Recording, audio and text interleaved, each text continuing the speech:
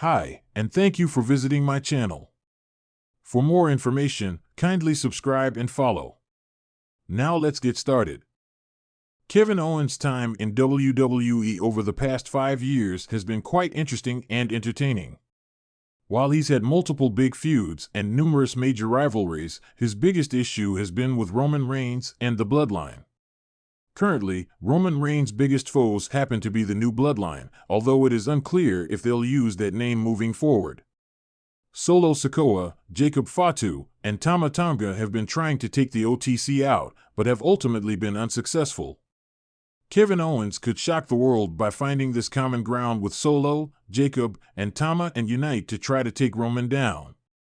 This would be a temporary allegiance, but one that could be quite dangerous. The only question is, would uniting with Solo Sikoa, Jacob Fatu, and Tama Tonga be a bridge too far? In the world of professional wrestling, alliances are often fleeting, shifting with the tides of opportunity and personal agendas. But when the stars align and necessity drives a man to embrace unexpected alliances, it can lead to a perfect storm. This is the tale of a momentous, though temporary, alliance forged between three of the most powerful forces in WWE: Kevin Owens, Solo Sikoa, and Jacob Fatu. It all began when tensions within the Bloodline reached a boiling point. Roman Reigns, the self-proclaimed tribal chief, was growing increasingly isolated, his leadership questioned by family members and outsiders alike. Solo Sikoa, his younger brother, felt the pressure to step out of his shadow. Meanwhile, Jacob Fatu, a force of nature from the renowned Anoa'i family, had been making waves in the wrestling world, leaving his mark as a destructive powerhouse. With Reigns' grip on the Bloodline weakening, it became clear that the time for change was fast approaching. For Kevin Owens, the catalyst for this alliance was a series of personal vendettas against the Bloodline. Owens had long been a thorn in the side of Roman Reigns, refusing to bend the knee to the tribal chief or his family. After a brutal series of matches with Reigns, Owens found himself once again at odds with the Bloodline. But this time, something was different. The seeds of chaos had been sown, and Owens could see that the cracks in the Bloodline were beginning to widen. Reigns' control was slipping, and Owens knew he had a chance to capitalize on the situation. The opportunity presented itself when Owens found himself backstage after a hard-fought match. He overheard a heated argument between Solo Sikoa and Roman Reigns, with Sikoa accusing Reigns of disregarding his contributions to the Bloodline. Fatu, who had been keeping a low profile, was standing nearby, listening intently. He had seen the writing on the wall. His time to make a move was fast approaching. Owens, ever the opportunist, sensed the moment and approached both men with a proposal. "Look, you two are both strong, powerful men," Owens said with a grin, his trademark smirk in place. "But you've been playing in Roman's sandbox for too long. He's holding you back. You want to break free? Let's work together and take this family down from the inside." Solo Sikoa was the first to respond. He had been wrestling with his loyalty to Roman for months, his own ambition growing each day. Jacob Fatu, the wild card in the mix, had a similar mindset. He had always been part of the Anoa'i legacy, but he wasn't about to kneel to anyone. The Bloodline may have been a powerful faction, but it wasn't invincible. Owens knew how to push the right buttons, and it didn't take much for Sikoa and Fatu to realize the truth in his words. "What's in it for us?" Fatu asked, his deep voice carrying the weight of his lineage. "Power," Owens replied. "The kind you can't get by bowing down to Roman Reigns. We'll take everything he has. You'll get your place at the top of the mountain. No more being a sidekick. You'll both be the kings of your own domain." Solo Sikoa and Jacob Fatu exchanged a glance. They both knew the risk, but they also knew the reward. Reigns had never treated them as equals, and this was the chance to rise above. A tentative agreement was made. The three would forge a temporary alliance, taking on the Bloodline with Owens leading the charge. But the foundation of their unity was not built on friendship. It was a marriage of convenience, driven by the desire to usurp Roman Reigns and claim the power that had long been denied to them. In the weeks that followed, the trio wreaked havoc on WWE programming. Kevin Owens, Solo Sikoa, and Jacob Fatu dominated their opponents, each man playing to his strengths. Owens, the master of chaos and brawling, took control of the verbal warfare, taunting Reigns and poking at the cracks in his empire.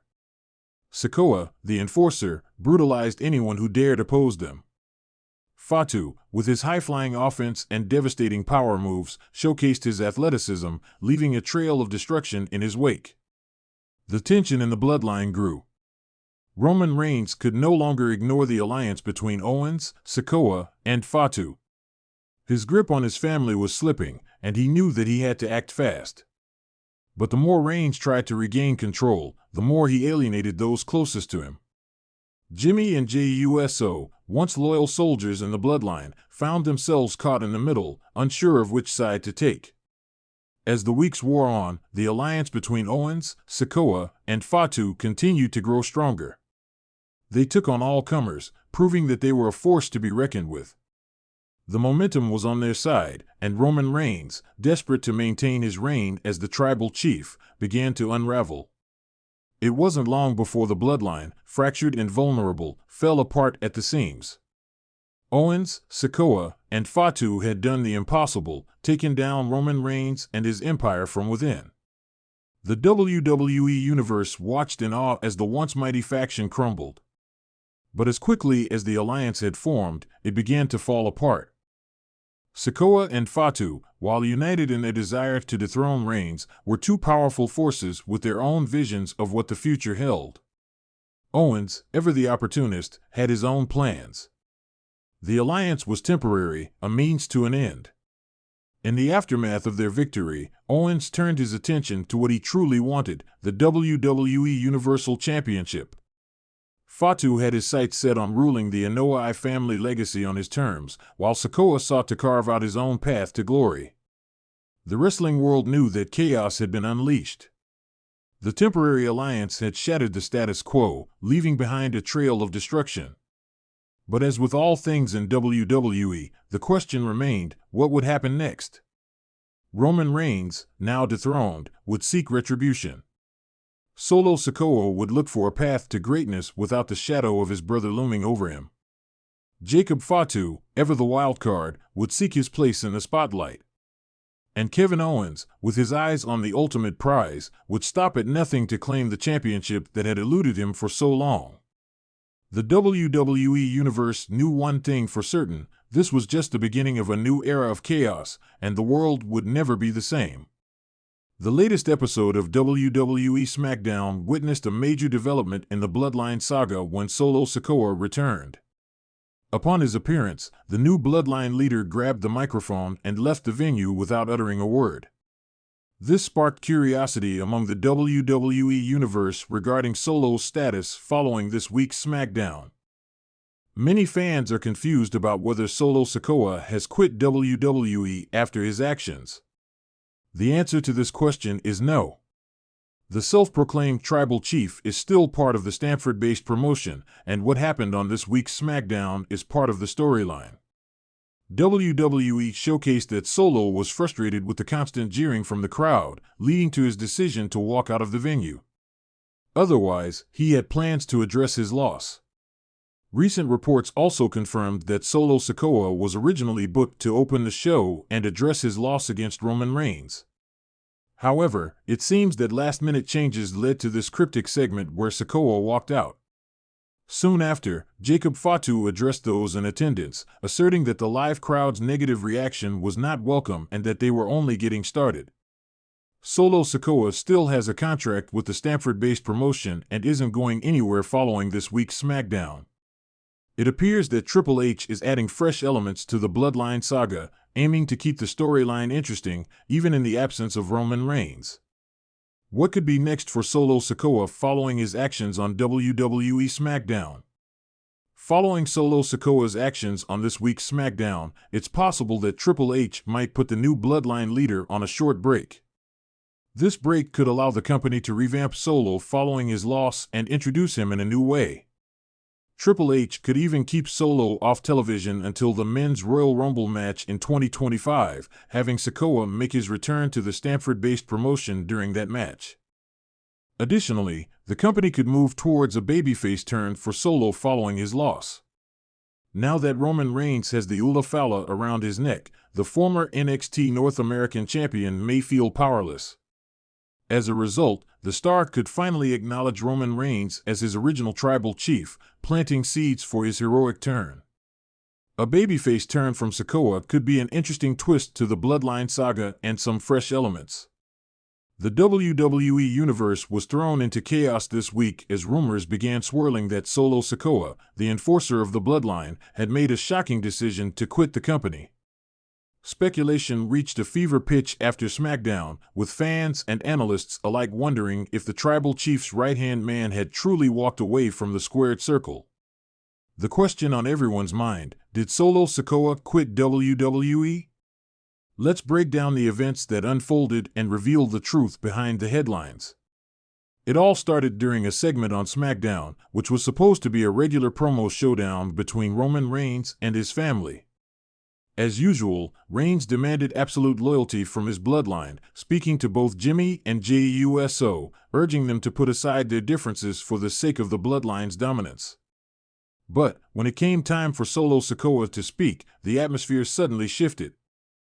Sikoa, typically the silent enforcer of the bloodline, stood in the ring with a rare look of frustration on his face. His stoic demeanor was gone, replaced with visible tension. He stared down Reigns, then turned to the USO brothers.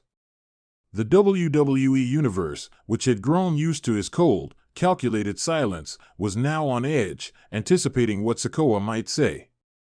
"Is this really what I signed up for?" Sikoa muttered into the microphone, his voice low but filled with emotion. The crowd erupted, unsure if this was the beginning of an epic feud or the end of an era. Fans began speculating if Solo Sikoa was truly leaving the bloodline or, worse, quitting WWE altogether. Solo's words hinted at a level of dissatisfaction that had never been hinted at before. He questioned the loyalty that Roman Reigns demanded, asking why the family had to keep sacrificing their personal interests for the sake of a title reign that seemed to have no end in sight. Fans wondered if this was more than just storytelling. Was Solo genuinely fed up with his position in the faction, tired of living in the shadow of Roman Reigns' dominance?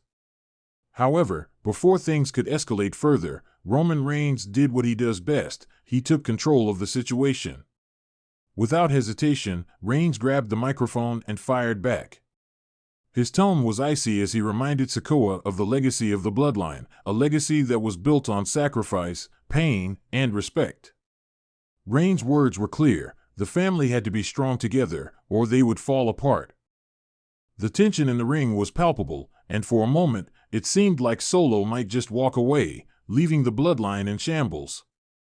But before fans could catch their breath, something unexpected happened. Sikoa, after a long pause, dropped the microphone, signaling that he had more to say, but not right now. The crowd was left in suspense as he walked up the ramp, his back turned to the ring. Was this the end of Solo Sikoa's time in WWE? The questions hung in the air, but the truth was far more complicated than a simple exit. Later in the show, after a commercial break, a backstage segment aired, revealing the true nature of Solo's actions. The camera panned to a private moment between Sikoa and Paul Heyman, the advocate for Roman Reigns. Heyman, looking concerned but calm, approached Solo, who was seated in a quiet corner of the locker room. The tension was still thick in the air, but Heyman's soothing voice managed to break through the storm of emotions. "Solo," Heyman began, "I know this is hard for you. You've been the backbone of the bloodline for years, and it's only natural that you'd feel the pressure of being in Roman's shadow. But let's not forget, the bloodline is your legacy too." Solo looked up at Heyman, his anger slowly giving way to contemplation. For the first time, Sikoa admitted that the pressure had been mounting for months. The constant battle for supremacy, the internal struggles, and the sense of being trapped in the role of enforcer, Sikoa had grown tired. But quitting WWE was never the answer. Not yet, anyway. "Roman needs me, and I need him, Solo confessed, his voice filled with a mix of resentment and acceptance. But I need to carve my own path, Paul. I need to do this on my terms, not his. Heyman nodded, understanding the complexities of Sikoa's emotions. You've always been a warrior, Solo. I'm not here to tell you what to do. But remember, the bloodline is more than just titles and power. It's about family. It's about legacy. And sometimes, even the strongest of us need a break to find our own way. This private conversation shed light on the truth. Solo Sikoa had never intended to quit WWE. Rather, he was struggling with his role within the bloodline. It wasn't about walking away from the company, it was about finding his own identity within the faction. Sikoa had become tired of being the silent enforcer, living in Roman's shadow. His heart, like his actions in the ring, needed to follow a different rhythm, a path that could still lead him back to the family that had made him who he was. By the end of the episode, it was clear that Solo's departure from the bloodline was not a permanent one. Rather than quitting WWE, Sikoa was setting up for a possible, dramatic storyline where he might break away temporarily to build his own reputation and prove that he was more than just a secondary player in the bloodline's empire. Fans will recall that the most powerful moments in WWE come when a superstar redefines themselves, whether it's through rebellion, transformation, or simply standing up for what they believe in. Solo Sikoa's potential evolution could mean that the bloodline's internal struggles were far from over. The tension between Roman Reigns and Solo Sikoa was far from being settled. The aftermath of this SmackDown episode left fans divided. Some were relieved that Sikoa wasn't truly leaving WWE, while others felt that his potential departure from the bloodline was the beginning of something bigger, and even more dominant Solo Sikoa, one who could challenge Reigns for the throne. The truth about Solo Sikoa quitting WWE was never really about him leaving the company. Instead, it was about his quest for identity, his need to break free from the chains of his enforcer role, and his journey toward proving that he, too, could be a leader in the ring. The saga of Solo Sikoa is far from over, and it seems that WWE is setting the stage for a thrilling chapter in this young superstar's career. As for the bloodline, they may have survived this week, but the cracks are beginning to show. And as always in WWE, the story is never truly finished, it just keeps evolving. Kevin Owens reacts after attempting a package piledriver on Rey Mysterio on WWE SmackDown. Kevin Owens has a monumental task heading into WWE Royal Rumble 2025, as he plans on leaving the event as the only champion. Meanwhile, the prizefighter reacted after SmackDown, where he tried to attempt a package piledriver on Rey Mysterio. Last month, Kevin Owens took the Winged Eagle Championship from Cody Rhodes and brutally attacked the American Nightmare to close Saturday night's main event. Since then, Owens has been calling himself the real WWE Champion with the retro belt. On the recent edition of Friday Night SmackDown, Kevin Owens defeated WWE Hall of Famer Rey Mysterio in a one-on-one match. After the match, he kicked Mysterio and attempted a package piledriver before Cody Rhodes came out to save the day in the main event. Today, Kevin Owens reacted to his dream match against Rey Mysterio on X, FKA Twitter. The former Universal Champion shared an image of the Master of 619, in which they both took a bow. The image is seemingly from a live event, and Owens always wanted a match with the WWE Hall of Famer. Kevin Owens always wanted a one-on-one against WWE Hall of Famer Rey Mysterio in 2023. Nick Aldis drafted Kevin Owens to Friday Night SmackDown when Cody Rhodes got JUSO on Monday Night Raw. The trade shocked many as it ended Owens' alliance with Sami Zayn weeks after losing the titles to the Judgment Day. Regardless, the prizefighter was quite positive when he first reappeared on the blue brand. In an interview with Kathy Kelly, the former Universal Champion expressed his interest in having matches against Rey Mysterio and Sheamus on the blue brand. "I've never had a singles match with Rey Mysterio, which is something that I have to do before my career is done. I've never had a singles match with Sheamus, never been in the ring with the Brawling Brutes, the LWO. So, there are a lot of new faces that I can punch," Owens said. Owens and Rhodes are set to sign a contract for their match at Royal Rumble at Saturday night's main event. It was a pivotal moment in the high-stakes match between Kevin Owens and one of WWE's rising stars on SmackDown. The energy in the arena was electric as Owens, known for his brutal wrestling style and no-nonsense approach, found himself locked in a bitter feud with an opponent who had quickly garnered the ire of the WWE Universe. The match had been a brutal exchange of fists, high-flying moves, and a series of devastating strikes, but nothing prepared the fans for the turn the match would take once Owens set his eyes on a move that could change the landscape of the feud. As the referee tried to regain control of the chaotic bout, Owens, determined to put an exclamation point on his dominance, sized up his opponent. The crowd had already been treated to several bone-rattling moments, but nothing quite like what Owens had in mind. For weeks, Owens had been toying with the idea of breaking out the legendary package piledriver, a move steeped in history that carries the reputation for being one of the most dangerous in the wrestling world. He had only executed it sparingly in his career, always mindful of its risks. Tonight, however, he was willing to take that risk in order to send a message. With his opponent dazed from a series of hard-hitting punches and signature moves, Owens positioned himself. He looked to the crowd, who collectively held their breath in anticipation. The package piledriver was a dangerous maneuver, known for driving the opponent's head into the mat from an almost vertical angle, and it was banned in many promotions due to the risk of serious injury. But Owens, the prizefighter, had always walked the fine line between chaos and control, and he knew that if he could hit the move, the victory would be all but assured. But as he attempted to lift his opponent into position, something went wrong. Whether it was the slick mat beneath him, an error in positioning, or just the sheer strain of the struggle, Owens lost his grip for a fraction of a second. That brief moment of hesitation led to disaster. Instead of safely executing the move, he ended up twisting awkwardly, and the momentum of the botched attempt sent him crashing to the canvas, his opponent's body landing on top of him in an unintended reversal. The sound of the thud echoed throughout the arena, and a collective gasp swept through the crowd. For a brief moment, Owens lay there, stunned. His chest heaved as he tried to recover from the shock of the fall. The crowd, unsure of what had just happened, remained silent, waiting for the next move. Owens was not one to be easily shaken, but even he couldn't deny the sharp pain that shot up his spine from the failed attempt.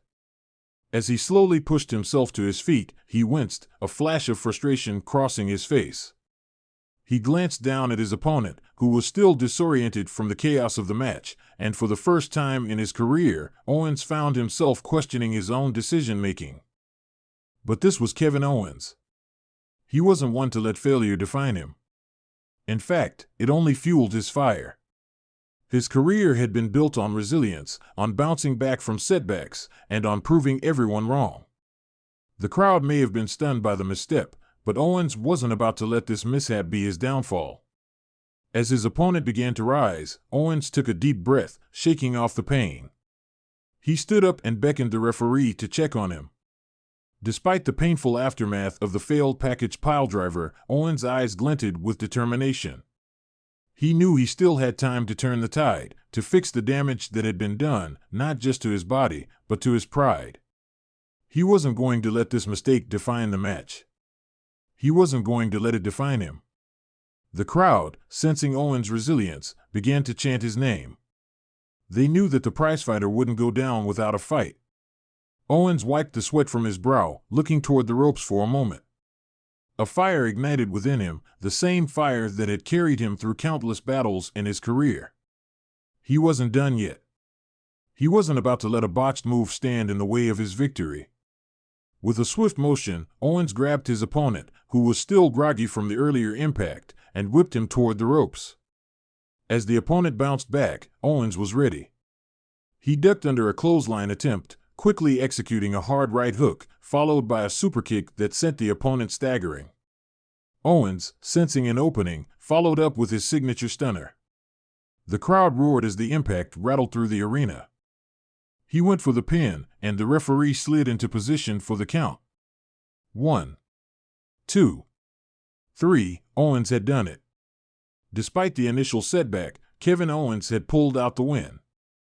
The fans erupted into cheers, their admiration for his resilience and determination louder than ever. As the referee raised his hand in victory, Owens took a moment to catch his breath. His body ached, but he stood tall. He might have failed in his attempt at the package piledriver, but in the end, it was his heart, his passion, and his unrelenting spirit that had secured the win. He had learned a valuable lesson: no matter the odds, no matter how the match goes, Owens would never give up. And that, in itself, was the greatest victory of all. In the post-match interview, as Owens stood backstage, a familiar smirk curled on his lips. He was asked about the failed package piledriver, and he chuckled, the same confident aura surrounding him as always. "Yeah, it didn't go as planned. But if you think that's going to stop me, you don't know me. I'll take my lumps, and I'll keep coming back stronger." That's the Kevin Owens way. And with that, Owens walked off, leaving the fans and the entire WWE universe in awe of his indomitable spirit. The prizefighter had once again proven that even when the odds were stacked against him, there was no challenge he couldn't face head-on. Jacob Fatu's rare WWE promo on SmackDown had something very terrifying for the fans, says Legend, exclusive. For a man who has been presented as an absolute killer on TV, Jacob Fatu's words seemingly compliment his character. At least that's what Bill Apter believes, who noted how terrifying Fatu looked like because of his promo on SmackDown. Since joining Solo Sikoa's bloodline, Jacob Fatu has been the group's dependable enforcer, regularly laying out some of the biggest names in the company with ease. The Samoan werewolf has been fairly protected and is gradually showcasing more of his skill set to the fanbase. This week on SmackDown, Fatu delivered a promo backstage and put Jimmy USO, the OG Bloodline, and Cody Rhodes on notice. On Smack Talk, Bill Apter seemed quite impressed with Fatu's work on the microphone and explained that despite having a great line, the entire mood of the segment emphasized how destructive the WWE superstar really was. More than just being entertained, Apter felt Fatu unveiled a more frightening side of him, and he might just be getting started. "He is very intimidating, and it's a great line. But if you look at it from the wrestling fan's point of view there, it was pretty terrifying to hear that." Yeah. From 1541 to 1551, 2025 could be Jacob Fatu's year, where he potentially breaks away from Solo Sikoa and rises to become a consistent main event player. Jacob Fatu had always been a force of nature.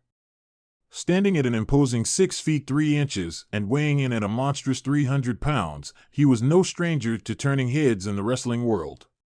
From his roots in the famous Anoa'i family, known for producing legends like The Rock, Roman Reigns, and the Usos, Fatu's own rise to prominence had been inevitable. He had become an unrelenting powerhouse in Major League Wrestling, MLW, and his WWE debut was only a matter of time. But on this particular night on WWE SmackDown, fans witnessed something they hadn't expected, a rare promo from the intimidating powerhouse. It wasn't his typical, all-action approach. It was something darker, something far more chilling than anyone anticipated. And it caught everyone off guard, even the most seasoned WWE legends. The stage was set. The arena was filled with anticipation. Fatu had been silently observing Roman Reigns' status within the bloodline, and many speculated that Fatu might be the next in line to challenge Reigns for his reign as the tribal chief. For weeks, there had been subtle hints that Fatu was growing restless, but no one knew just how deep his intentions ran. The lights in the arena dimmed. The music shifted to a low, ominous hum as Jacob Fatu's entrance began. The familiar tribal beats echoed through the speakers as the camera panned over the packed crowd, all eager to witness what would unfold. His entrance was typically a sight to behold. Fatu's presence alone could send chills down anyone's spine. But tonight, there was something different. As Fatu walked down the ramp, the crowd's excitement began to wane. His expression was grim, eyes burning with a quiet intensity. The usual arrogance and cocky swagger were replaced by an unsettling stillness. Fans exchanged nervous glances, unsure of what to expect. Fatu grabbed a microphone and stood at the center of the ring, his gaze piercing through the camera, as if daring anyone to challenge him. For a long moment, there was silence. The kind of silence that hung in the air like a storm ready to break. Finally, Fatu broke the tension. "You know, I've been watching everything. Watching the bloodline. Watching Roman Reigns. Watching what they've built," he said, his voice calm but carrying an underlying venom that immediately drew the audience's attention. "But something is wrong. Something doesn't sit right with me." The fans were silent now, hanging on his every word. "For years, I've been taught that this business is about respect. It's about honor. But when you look at what the bloodline has become, what has Roman Reigns turned it into?" Fatu paused, glaring into the camera, his eyes narrowing. "A family turned against itself. Brothers stabbing each other in the back. All for what? Power. Power that doesn't belong to him." The fans murmured. The tension in the arena thickened, and there was an undeniable sense of unease in the air. "Roman may have taken the title, but I've been here long before he even knew what it meant to be a champion. I've been through blood, sweat, and tears. I've sacrificed for this family. For this business," Fatu continued, his voice gaining momentum with each word. "But I'm not here to talk about what's past. I'm here to talk about what's coming. I'm here to talk about the reckoning." Fatu's hands clenched into fists, his knuckles turning white. His demeanor had shifted entirely. The calm, almost methodical tone was gone, replaced with something far more terrifying. "I've been holding back for too long," Fatu said, his voice almost a growl now. "But no more. Tonight, I'm not just talking about reclaiming my birthright. Tonight, I'm talking about something more than that. I'm talking about the future, my future." The audience was hanging on his every word. It was clear now that Fatu wasn't just speaking about reclaiming a title. He was speaking about something far more dangerous, and the weight of his words was starting to settle in. "You all know what happens when someone like me gets pushed too far," Fatu continued, his voice turning icy cold. "You've seen the destruction I can cause. I didn't need the bloodline to prove myself. I didn't need anyone. But when you turn your back on your family, when you show disrespect to those who built this company, you're signing your own death sentence." A cold hush fell over the crowd. Fatu's words weren't just threatening, they were prophetic. Something more than just a physical confrontation was looming on the horizon. He wasn't simply challenging Roman Reigns or any other member of the bloodline. He was talking about a complete destruction of everything Roman Reigns stood for, of everything the bloodline had built. And just when the crowd thought they understood where Fatu was going, he dropped a bombshell. "I'm not here to just beat Roman. I'm here to bury him. To bury everything the bloodline stands for. To show the world what happens when you forget where you came from. I will tear this family apart, brick by brick, until there's nothing left but ashes. And I'll be the one to rise from them." The tension in the arena was unbearable now. Every fan in the building could feel it, the heaviness of Fatu's words, the deadly promise hanging in the air. They could see the future unfolding in front of them, and it was a future filled with destruction and chaos. Fatu's eyes never left the camera as he spoke. "I don't need anyone's approval. I don't need anyone's help. I stand on my own. And when I destroy the bloodline, I will be the one to take this company to new heights. I will be the future. I will be the king of this business." The fans sat in stunned silence, the full weight of Fatu's words crashing down on them. No one could deny the impact of his promo. It was raw, it was intense, and most terrifying of all, it was real. Every word felt like a promise, a vow to do whatever it took to achieve his goal. And then, as quickly as it began, Fatu dropped the microphone and stormed out of the ring, his eyes never leaving the camera. The fans were left in stunned silence, trying to process what they had just witnessed. WWE legend Booker T, watching from the commentary desk, was the first to break the silence. "I've seen a lot in my career. But let me tell you, that promo from Jacob Fatu was one of the most terrifying things I've ever heard," Booker said, his voice tinged with awe. "That wasn't just a warning. That was a declaration. A declaration of war. And I don't think Roman Reigns, or anyone in the bloodline, is prepared for what's coming. As the segment ended, the SmackDown fans were left in a collective daze. Fatu's message was clear. He wasn't just challenging the bloodline, he was preparing to tear it apart. The chaos he promised was only just beginning, and no one knew how deep the destruction would go. It was a promo that would go down in history, not for its length, but for its sheer intensity and the terrifying possibility it hinted at. Jacob Fatu had just made a rare and chilling statement, and WWE fans would never forget the threat that lingered in the air long after the show ended.